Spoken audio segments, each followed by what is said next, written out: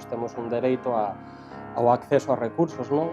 A igualdade de participación e a igualdade de acceso a todo tipo de actividades que se poidan desenvolver na nosa contorna, ben sexan de tipo formativo, de tipo académico, de tipo laboral ou sobre todo moi importante, de tipo lúdico, non? Ese refacer outra vez, sobre todo estas actividades de carácter de ocio e lúdico que moitas veces, polas secuelas que se acarrean tras un dano cerebral adquirido, a complexidade vai en aumento, non?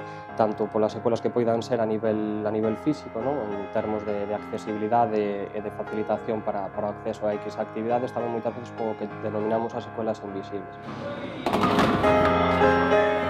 Aparte de xogar os bolos, tamén xogamos o dominó ou o parchís. É un rapaz que, bueno, que se arregla bastante ben, que é bastante autónomo, mellorou moito, pero claro, depende dos seus pais. O dano cerebral é algo que tú non vas deixar de traballar nunca. É un tsunami que entra na túa casa, na túa vida, e que muda por completo. Logopedia, terapia ocupacional, logo estaría tamén o taller de xestos,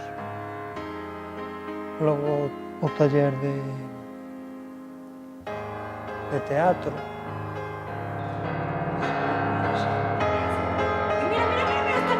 Reis emperador!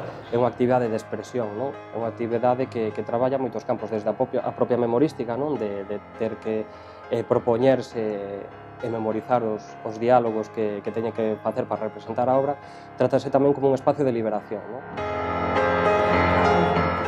Cando nos saímos do hospital, nadie nos dixo que existía esta asociación. Entonces eu penso que xa deben empezar por explicarche que recursos tes, da onde podes ir. A administración tiña que tomar mau desto e dicir, bueno, pois todo o mundo ten dereito a ter uns recursos, a disfrutar deses recursos. O resto da sociedade ten que ser consciente de que ten un orixe que pode ser susceptible a cualquier persoa da sociedade, ou ben por ictus, ou ben por un traumatismo encefálico, un accidente de tráfico, un accidente laboral.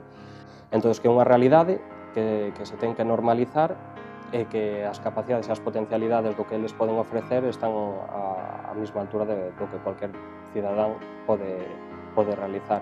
E ao mesmo tempo é ni máis ni menos darlle un beneficio, por así decirlo, que teñen por dereito. Non se está pedindo nada que non lles corresponde.